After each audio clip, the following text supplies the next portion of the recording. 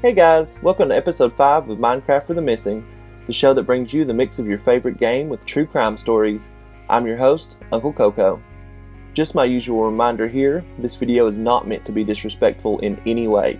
This is just my way of sharing these stories and trying to help families get the closure and or answers that they deserve. If you enjoy the way that I cover these cases, be sure to like the video and share it to help spread the word, not just for me, but for the families. So in today's episode, we're going to be creating a tiny little box to put villagers in so that we can start getting some trading and enchanting done. I also happened to find a dripstone cave and a mine shaft between episodes, so I'll show you that quickly just in the beginning. But we also found a zombie spawner in that mine shaft, but I found one before between episodes, so we also have access to another zombie spawner, so that makes 2 that we can do something with in the future. Hopefully not too far in the future, but you know. I really need to get us a shelter started soon too, but I need the iron to really be able to go mining. So I'm going to get that iron farm done probably in the next episode or so, just depending on what happens between now and then. I really just like to get things going with villagers early on to get to trading. It just makes things a lot easier. I'm also really excited to play with the new 1.19 mangrove wood and the mud bricks and things like that. So we'll probably use that for our shelter after the update. I believe that's all that I have Minecraft related today, so let's get on into the cases. Today we're going to be talking about missing and murdered Indigenous people, also known as MMIP, or actually in particular missing and murdered Indigenous women, or MMIW. Last episode we talked about the epidemic of violence against trans people, and this is another of those situations where things are staggeringly horrible and way worse than anyone knows because it doesn't get the coverage that it deserves. Before we get into the actual cases, I'm going to go over some statistics with you that are probably going to make you sick, because they did for me. In some places, Indigenous women and girls are murdered at a rate that is 10 times higher than that of any other ethnicity. According to the CDC, murder is the 3rd leading cause of death for Indigenous women. 3 out of 4 Native women will be physically assaulted. Advocates believe that crimes against Native women are underreported and underestimated.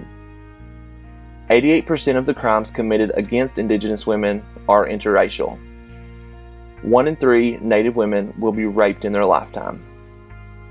4 out of 5 victims of sexual assault described the perpetrator as white.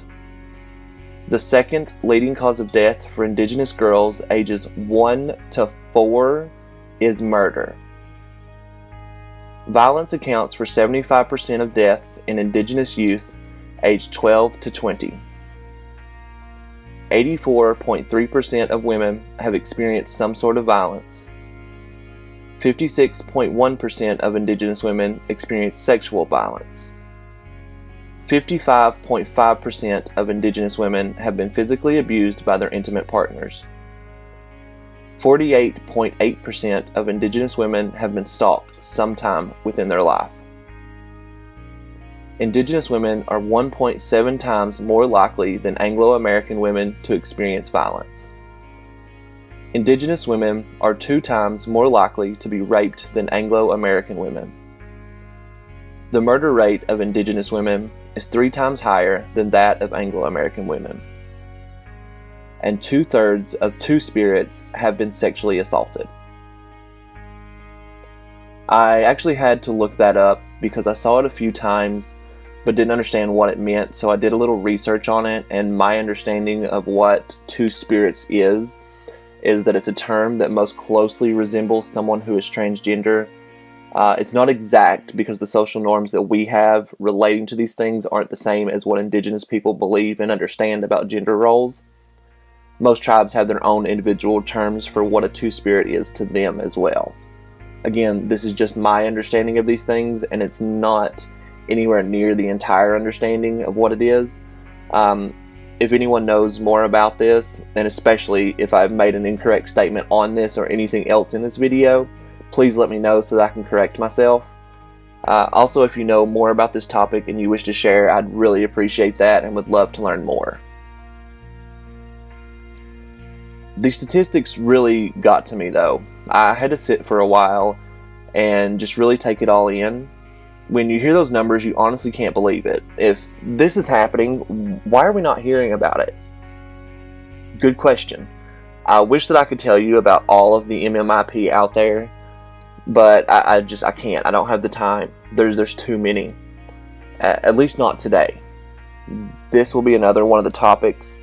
As I mentioned last episode, I'm going to be doing more videos on violence against trans people, but I'm also going to do more videos after today going over more missing and murdered Indigenous peoples. Today, we only have time for 4 of their stories. In this video, we're going to begin with the story of Ashley Loring HeavyRunner. Ashley Loring HeavyRunner, who also went by Ashley Loring sometimes, was born November the 23rd, 1996. She was a member of the Blackfeet Nation and lived on the Blackfeet Indian Reservation in Browning, Montana. The reservation is 1.5 million acres of land and only has 20 officers. Ashley was an environmental student at Blackfeet Community College and was going to be moving in with her sister so that she could attend the University of Montana. Ashley's mother, Loxie Loring, described Ashley as smart, athletic, positive, and always willing to help. Ashley was a big fan of horses and rainstorms. She also found out about the epidemic of MMIW and wanted to help in finding missing Indigenous women. The week of June the 13th, 2017, Ashley's family hadn't heard from her and assumed she had been visiting with a friend. They also assumed that she may have just lost her phone, which is something that she had done before. They really took notice, though, when Ashley didn't show up for her father while he was in the hospital. The family then talked to Ashley's friends and found out that none of them had heard from her since June the 5th, when she had left a party. Her family reported her missing to the Blackfeet law enforcement and the BIA, which is the Bureau of Indian Affairs, right away. Ashley's sister, Kimberly Loring, said about the situation, quote, "No one took it seriously. They just said, she's of age, she can leave when she wants to," end quote. Even though she had those future plans with school and moving, law enforcement still stuck with the whole she's an adult, she can leave if that's what she wants narrative. After a few weeks, though, a tip came in that said a young woman had been seen running away from a vehicle on US Highway 89 on the reservation the night of the party. The BIA and the tribal police did conduct a 3-day search of the area near Highway 89. Ashley's family helped search the area as well, and her sister found a gray sweater and a pair of boots with red stains on them. The family believed that these things belonged to Ashley, and they turned them over to the authorities. This was all that happened for a long time, and the case finally went cold. Ashley vanished on a reservation, which opens up an entire can of worms, because this meant that multiple law enforcement agencies had jurisdiction. This includes the tribal police, the BIA, and the FBI. The BIA got involved 2 months in, and the FBI announced in February of 2018 that they were getting involved in the case. But it was already cold by that point. On December the 12th of 2018, Ashley's sister Kimberly testified to Congress about Ashley's disappearance. Here's a quote from that declaration. She said, quote, "From the very beginning, both the Blackfeet tribal law enforcement and the BIA have ignored the dire situation that Ashley is in, and have allowed the investigation to be handled in a dysfunctional manner," end quote. She also said that the authorities had misplaced the sweater. The sweater did end up resurfacing at a later date. The family still has not received DNA testing results from the red stains found on the sweater or the boots. At some point, a man named Sam McDonald stated that he was with Ashley for around 6 days after she was last seen on June the 5th. He claims that he then drove Ashley to meet up with someone that he called V-Dog, whose real name is Paul Valenzuela. Sam says that he fell asleep, and when he woke up, Ashley was gone. Paul Valenzuela had prior convictions of burglary and weapons. Ashley's family says that Ashley had spent time with Sam McDonald before, and that she was actually in a relationship with V-Dog. They didn't say if she was at the time that she disappeared in a relationship with him, or if this was a relationship that was in the past and they had broken up before. Ashley was 5 foot 2 inches tall and weighed about 90 pounds when she vanished. Anyone with information on Ashley's whereabouts or what happened to her is asked to contact one of the following agencies in their preferred method. The BIA can be contacted 1-833-560-2065, or you can text the letters BIAMMU to the number 847-411. Or you can also send the BIA an email at ojs_mmu@bia.gov. I'll have all this listed down below as well, so don't worry. You can also contact the Salt Lake City FBI at 801-579-1400, or you can call 800-CALL-FBI, or you can submit a tip online by going to tips.fbi.gov. Or you can also contact the Blackfeet Law Enforcement. Their phone number is 406-338-4000. Freda Jane Knowshisgun, also known as Freda Jane Knowshisgun, was born March 14, 1982. In 2016, she was a 34-year-old mother of 2 sons and 1 daughter, and lived as a tribal citizen of the Crow Nation in Montana. In 2015, Freda began to come and go from her family home and disappear for days at a time, according to her sister. She would leave her children at home with her mother, Barbara. It was alleged that she had gotten into using drugs that are unspecified, but according to the Slane Project, cocaine, meth, and heroin are popular amongst users on reservations. Her family also remembers her as being, quote, especially gifted and intelligent, and that she was a whip-smart student that learned quickly and easily, end quote. They also said that she was working to finish up college. Some sources say that the family last saw her around October the 18th of 2016. After this, she allegedly made a trip from Montana to Kennewick, Washington with a black male named Mike. She promised her children that she would be back in time to take them trick-or-treating. But her date of disappearance is that date as well, October the 18th of 2016. So I'm not sure why this is actually the case, how her family last saw her that date, as well as this being the date of her disappearance when she lived in Montana, but she allegedly disappeared from Washington. However, on this date, she called a friend from a Walmart in Kennewick and asked that they send her some money through an online transfer service so that she could get back home in time to take her kids out on Halloween night. The friend agreed to send the money and did so. When Frida attempted to pick the money up from the Walmart center, however, her last name didn't match the name that the money was attached to. Again, referring back to the Slane Project's video on this case, this name issue happened because in their native language, Frida's last name is Knowshisgun. However, when this is translated over into English, it comes out as Knowshisgun. I'm not sure which is officially on Frida's ID, but it just didn't match what the teller was given from the system.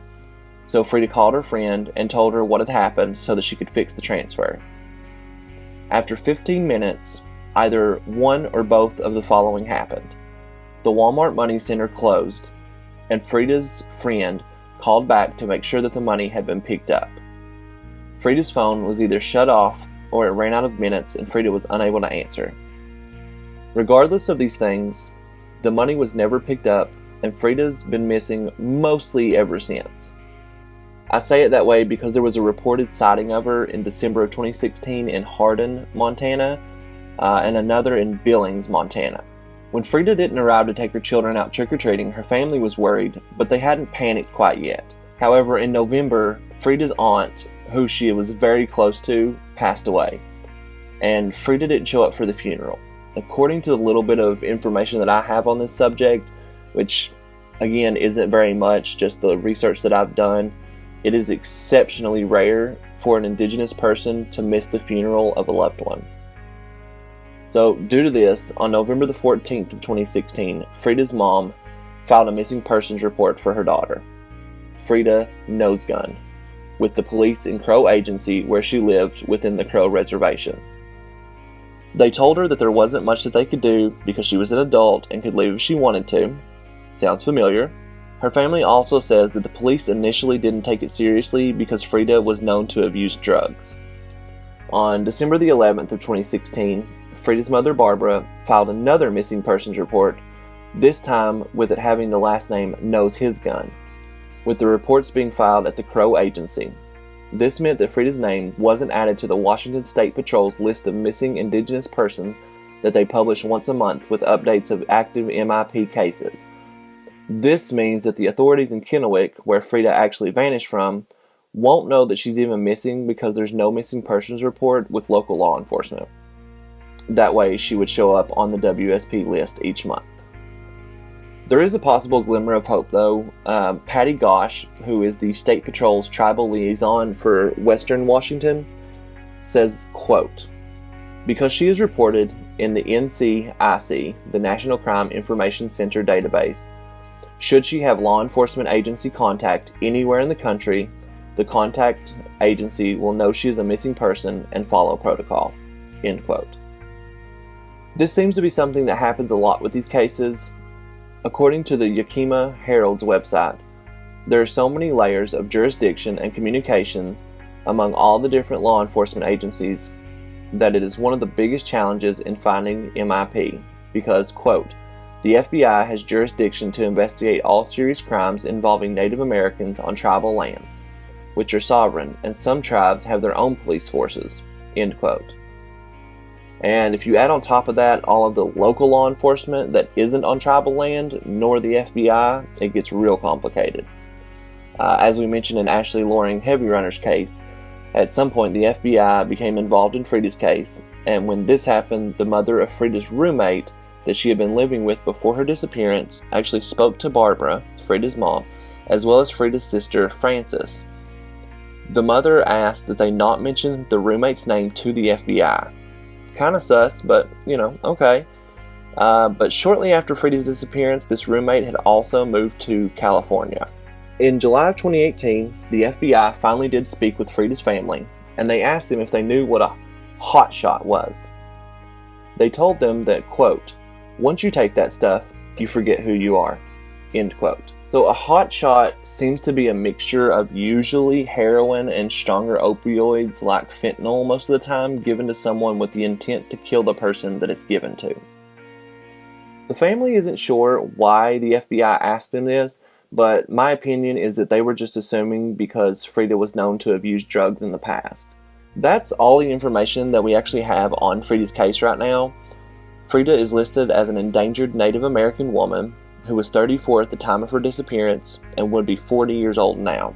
She is 5 foot 5 inches and about 150 to 160 pounds. She has brown eyes and brown hair that was about waist length, which she kept either in a ponytail or a bun most of the time. She has a long scar on her right elbow and many tattoos, including the names Lyrical, Trinity, and Mason between her shoulder blades. She has a tattoo of Mickey Mouse with a basketball on her right calf, a flower with the unspecified initials on her right shoulder, a banner with her last name, Knowshisgun, that has theater-type masks that is on her upper right arm, which I will actually include a picture of that one. Anyone with information on Frida's case is urged to call the Crow Agency Bureau of Indian Affairs at 406-638-2631 or contact the Montana Missing Persons Clearinghouse at 406-444-2800. Jocelyn Watt and Jade Wagon were two sisters that died about a year apart in very different ways. One was certainly murdered, the other has been ruled an accident, but the family believes otherwise. Jocelyn Charisse Watt was born January 28, 1988, in Renton, West Germany. Her Indian name is Nihoni Hishi, which translates to Yellow Bird Woman in English. I do hope that I am correctly saying that. I originally was only going to put it on the screen because I didn't want to mess it up and it come across as disrespectful. However, after listening to episode 5 of We Are Resilient, a MMIW true crime podcast, they said the name there and talked about the importance of these names and normalizing them, which I completely agree with. They also talked about how they themselves, meaning the women that do the podcast, they had to use names that weren't their actual names growing up.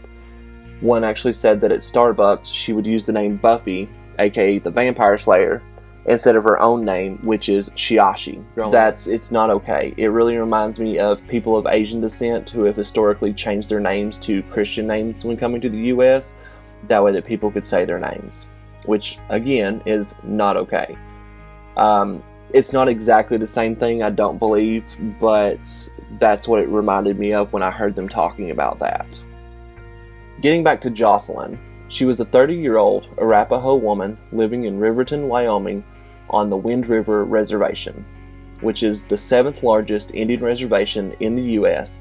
at 2.2 million acres, or if you go by its population, it's actually the 5th largest. I had mentioned the Blackfeet Reservation being 1.5 million acres with only 20 officers. Well, the Wind River Reservation only has 6 to cover its 2.2 million acres. Yeah, think about that. 6 officers for 2.2 million acres. Jocelyn graduated from high school and attended college, or university, at the Southwestern Indian Polytechnic Institute in Albuquerque, New Mexico. She wanted to one day become an optometrist.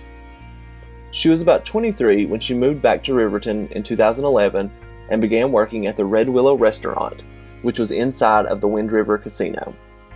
In 2018, she began working at the Riverton Vision Center as an optician, while simultaneously keeping her job at the Red Willow restaurant for extra income.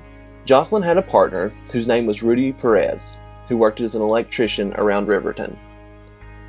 Jocelyn and Rudy were big fans of football, the Patriots in particular. They spent a lot of time traveling to attend those football games as often as they could. In the days leading up to January the 5th, 2019, Jocelyn's mother, Nicole Wagon, said that she felt uneasy and had a bad feeling that she just couldn't shake off. The afternoon of January the 5th of 2019 would prove that Nicole's intuition was correct. The Riverton PD responded to a call of 2 unresponsive individuals at a home in the 1100 block of East Main Street. They arrived at the residence to find Jocelyn Watt and her partner Rudy Perez, who were both 30 years old at the time, shot to death in their home. Jocelyn was shot twice in the head, as was Rudy, who also had a 3rd shot to his bicep. Before we go any further in this case, I want to go ahead and talk about Jocelyn's sister, Jade Wagon, for a minute. Jade Wagon was born February the 3rd, 1996. She was the second of 5 daughters to be born to their mother, Nicole Wagon. Her older sister was Jocelyn.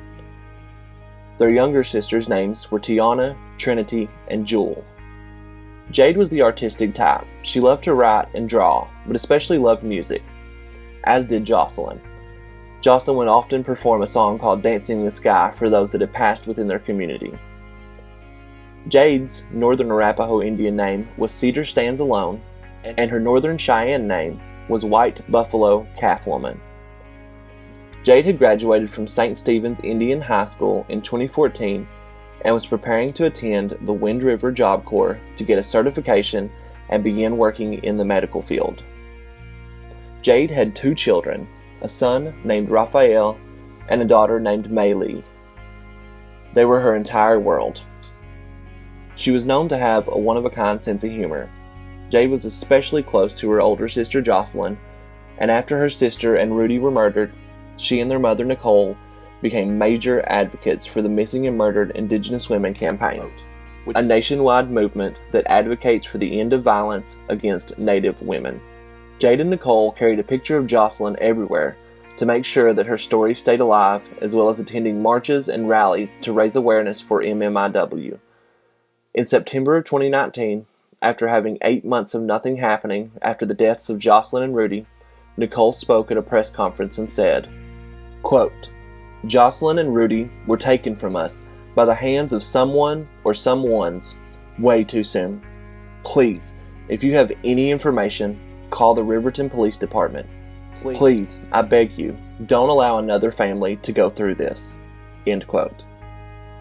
It's just gut-wrenching to hear a mother have to go through this kind of thing, especially knowing what was still to come for this particular family.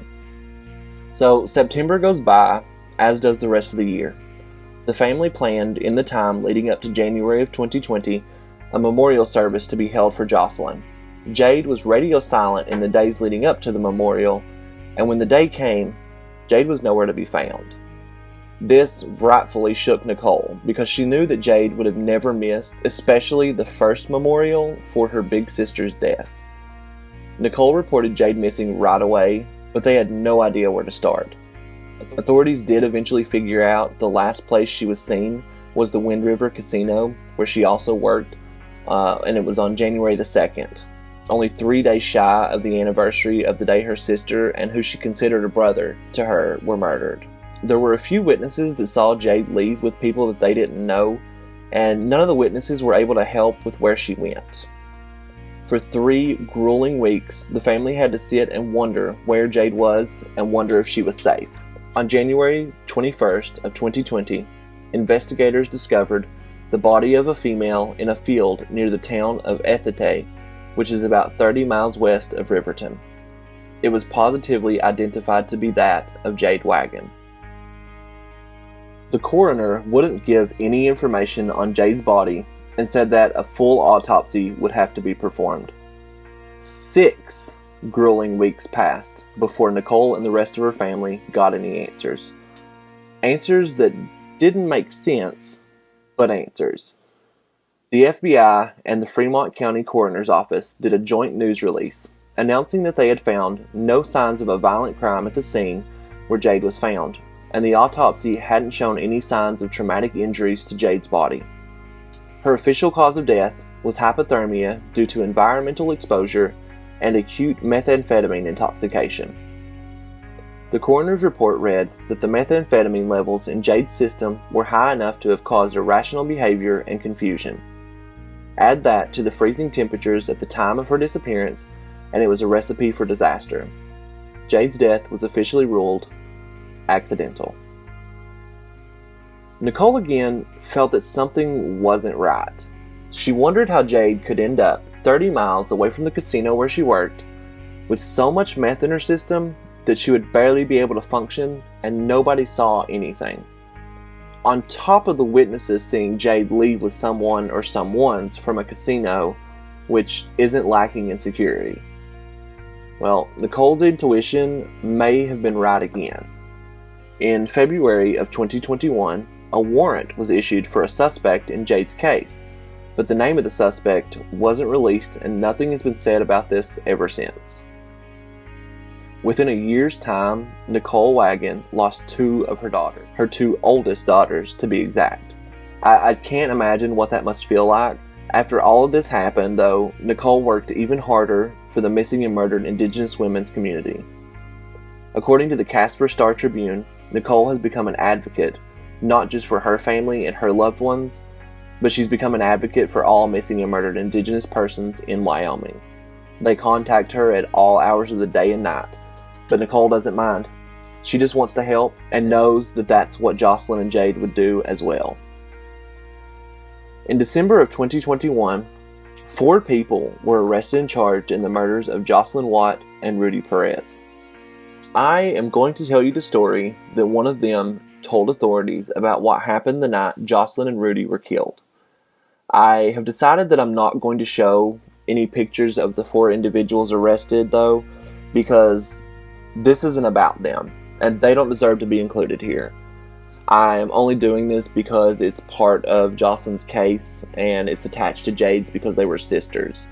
Otherwise, I wouldn't even mention them at all, because they really just don't deserve it. Patrick Sunroads, Corbin Headley, Bryce Taryn, and Brandon Monroe. According to Patrick Sunroads, who was only 14 years old at the time of the murder, said that late evening on either January the 3rd or January the 4th, 2019, just depending on the interview that he's done, sometimes it's the 3rd, sometimes the 4th, he stated that Corbin Headley called him and asked if he wanted to get some alcohol. So Patrick said yes, and he met with Corbin and he met with Bryce Taryn. They were all together before traveling over to a house on the Wind River Reservation and meeting up with Brandon Monroe. All 4 of them gathered into a vehicle and proceeded to drink the alcohol. After a while, Brandon went inside of the house and came back out with a bag of meth and a gun. After smoking some of the meth, Brandon put on a pair of gloves and said that he needed to, quote, go take care of business, end quote. The four of them drove to the home of Jocelyn and Rudy. Patrick claims that when they were outside of the home, he asked if he could go home, but he wasn't allowed to. What that exactly means isn't clear. They were parked in a nearby alley, and Brandon told Patrick to come into the house with him. Patrick then claims that Brandon rammed the back door with his shoulder until it broke open. Patrick then claims Brandon walked into the kitchen/living room area, and that he stayed there while Brandon went on through the house. Patrick claims that he heard gunshots coming from the room Brandon had gone into. He says that he walked into the room where Brandon had gone, which is a huge red flag in itself to me. You heard gunshots. Why are you walking? Most people would be running or getting the hell out of there. Just my opinion. When Patrick walked into the room, he saw a woman laying face down on the floor next to the bed and saw Brandon struggling with a man. Patrick says he then saw Brandon shoot the man in the head and picked up a shotgun from the floor of the closet.